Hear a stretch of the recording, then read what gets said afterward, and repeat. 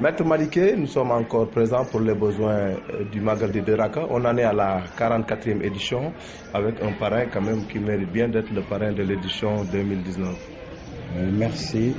Permettez-moi tout d'abord de rendre grâce à Allah qui nous a permis d'être là, parce que cette interview à l'occasion du Magal de Raka, nous avons eu à la faire à plusieurs reprises depuis plusieurs années. Donc je rends grâce à Allah qui nous a permis d'avoir été présents cette année. Je voudrais aussi saluer la mémoire de Sidi Lamine Niasse, mon frère, et dire que je continue de prier pour lui à tout moment. Je voudrais une fois de plus adresser mon ziar le plus respectueux à l'endroit de ce Mountakha Mbacké, khalife général des Mourides, et à l'endroit de tous les chefs religieux du Sénégal. Cette édition, elle est importante. D'abord, c'est la 44e pour montrer que le Magal a vécu. J'en étais le plus jeune membre au moment où le Courel était mis sur pied, en 1976. Donc aujourd'hui, nous en sommes à la 44e édition. Donc le Magal a vécu. Il continuera de vivre par la grâce d'Allah, parce que le Magal porte sur un acte d'une piété profonde, un acte que partagent tous les musulmans. Le parrain de cette année est un homme remarquable. Seigne Darou Assane Ndiaye est connu de tous les mourites. D'abord comme étant un érudit, deuxièmement comme étant un talibé remarquable, un grand cheikh auprès de Cheikh Ahmadou Bamba, mais étant aussi un homme d'action. Pour illustrer toutes ces qualités dont j'ai fait état tout à l'heure, d'abord, je soulignerai la considération et l'affection que lui portait Serigne Touba. Serigne Touba, il l'a manifesté à plusieurs reprises. D'abord, durant ces moments de recueillement, avant de venir répondre ici à la convocation du gouverneur, Serigne Touba avait partagé ces moments avec Seigne Darou Assane Ndiaye. Ils étaient ensemble, seuls, face à leur Créateur, pour décliner les prières qui étaient importantes à leurs yeux. Seigne Darou Assane aussi a été désigné plusieurs fois par Seigne Touba pour diriger une prière à laquelle Seigne Touba avait eu à participer. Il faisait partie de ceux qui étaient dans cette prière. Seigne Darou Assane aussi est un homme qui a admirablement fait preuve de courage aux côtés de Seigne Touba. Il en fut le sixième disciple.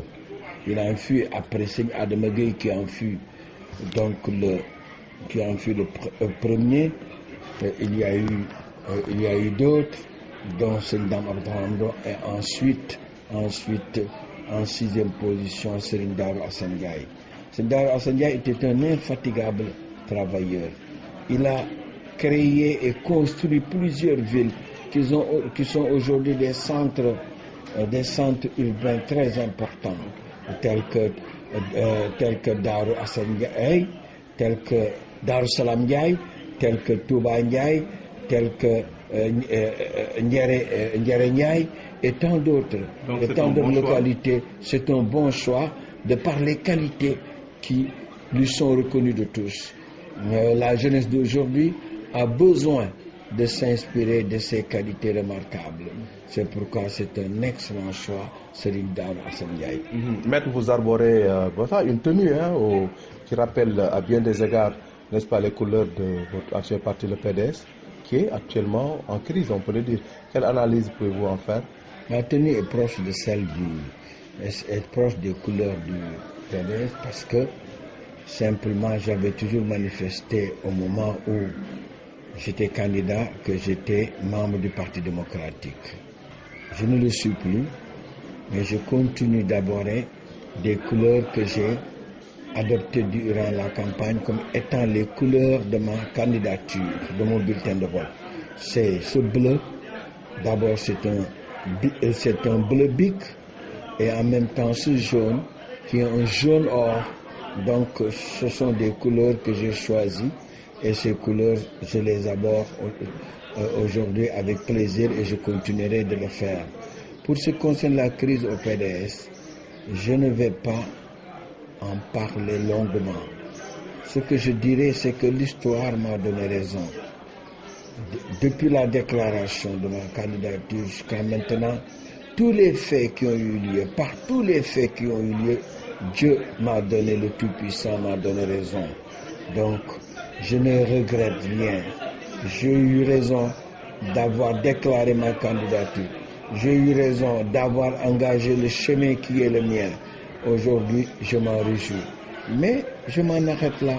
Je laisse que ceux qui sont toujours membres au sein du PDS de parler de cette crise, d'épiloguer sur cette crise et de pouvoir peut-être trouver des solutions.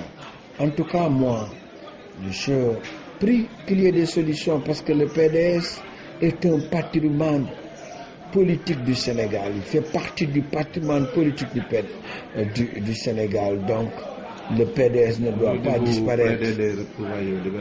Oui, je pense que c'est la meilleure chose qui peut intervenir. Si nous voulons revenir au pouvoir, il nous faut une forte coalition libérale soutenue par d'autres. Et à ce moment-là, nous pourrons facilement revenir au pouvoir. Pour ce qui me concerne, je n'ai pas de rancœur, je n'ai pas de rancune à l'endroit de ceux qui étaient mes détracteurs et qui finalement ont eu tort aux yeux du Sénégal.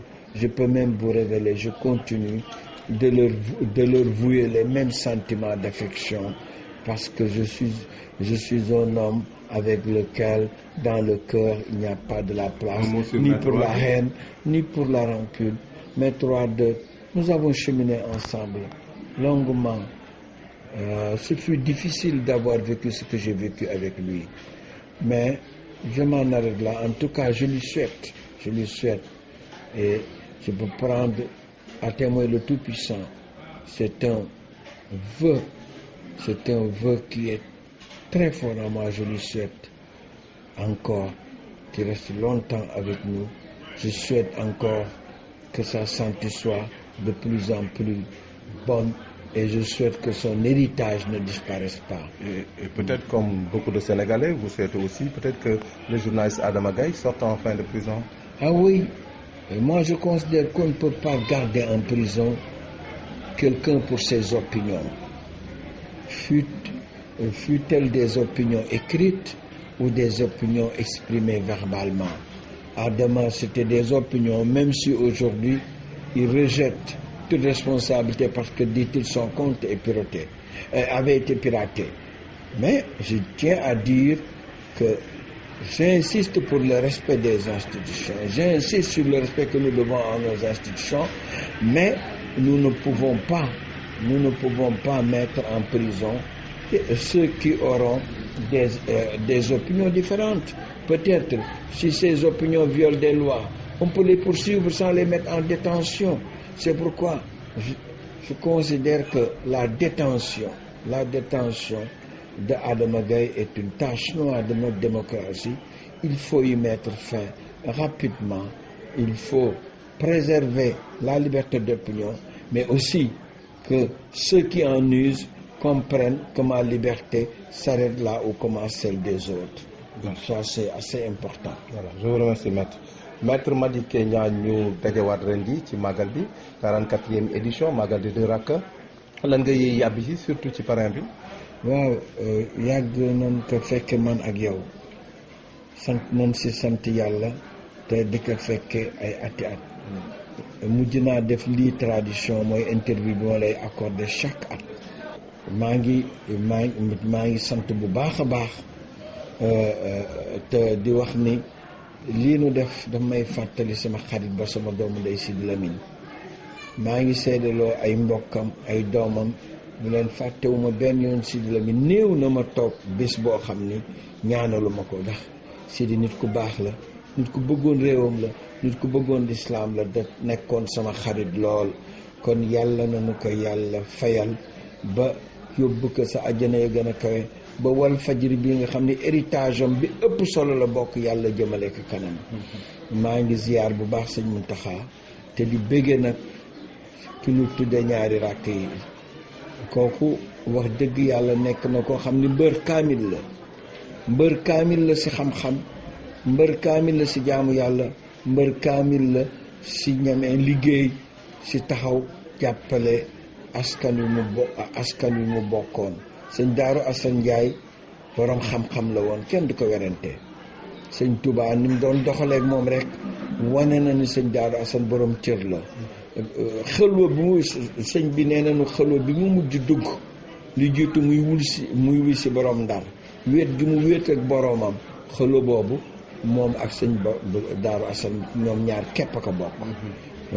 wane na ni sëriñ bi bëri na ay jamono yoo xam ni julli jot na ñu liqaam mu ni sëñ Daaru Asan na jàll.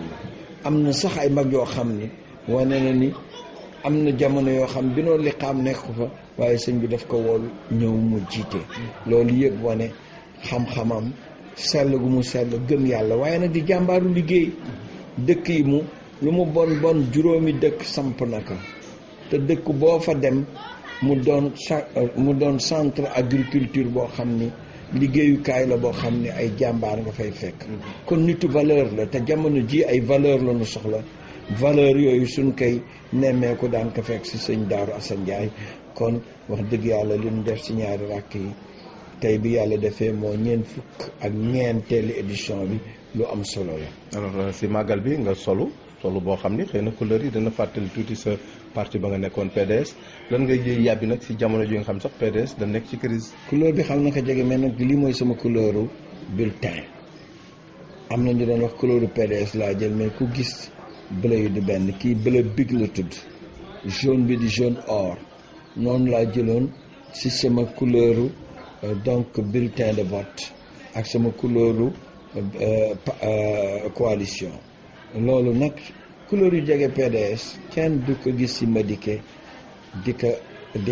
di am loo ko see ŋàññi ndax ñëpp xam digganteem ak waa PDS foofu laa mas nekk gannaaw man ba ma génnee RND ci Cheikh Anta Diop xamanteeg Ablaye Wade tax ma duggaat ci politique.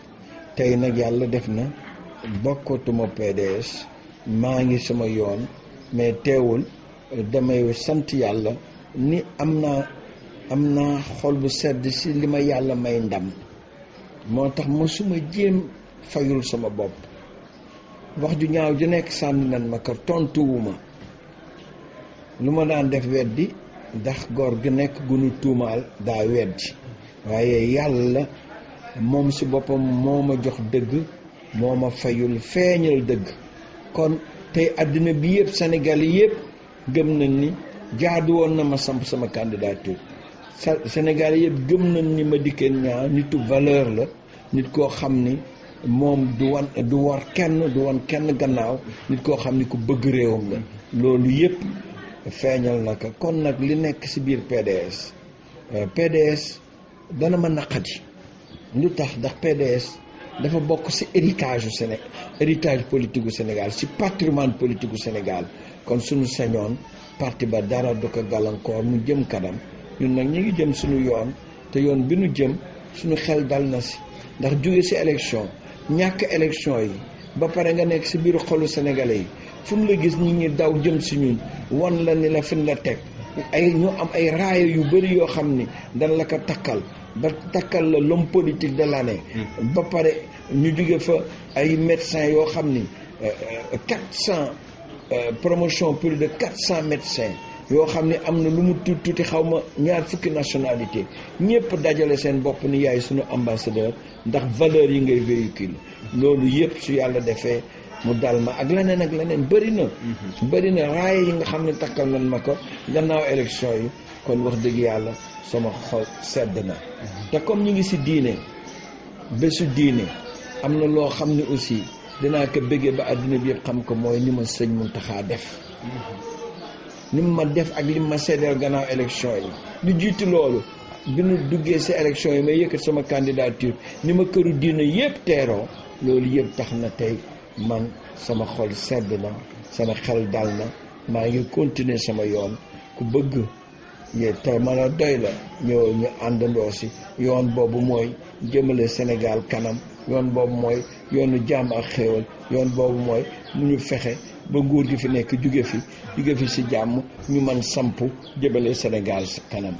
waaw mbirum journaliste bi Adama Gaye man sama bëgg-bëgg mooy dañ ko war bàyyi bu nu fàtte ni nag ñun danoo wax Sénégal règle boo xam ni waxuma la ko léegi ci français mooy jàpp nit dugal ko kaso exception la wax doon liberté moom mooy règle bi du ko nu yóbbu tribunal rek dañ la war tëj mën nañu bañ ànd ak moom ci loo xam ni ñu ngi koy tuumaal ndax moom nee na dañu pirater compte am waaye nag jarul nu yóbbu ko kaso mbëkk fa téye ci lu mu bind wala lu mu xalaat ci démocratie nekk na loo xam ni dafa nekk tache noire xajam ci démocratie waaw te wax ni nag naam war nañ respecter institution yi naam liberté d'expression dañ ko war respecter waaye nag aussi wax nañu fexe ba du ku yëngatu ku nekk ñu tëj la kaso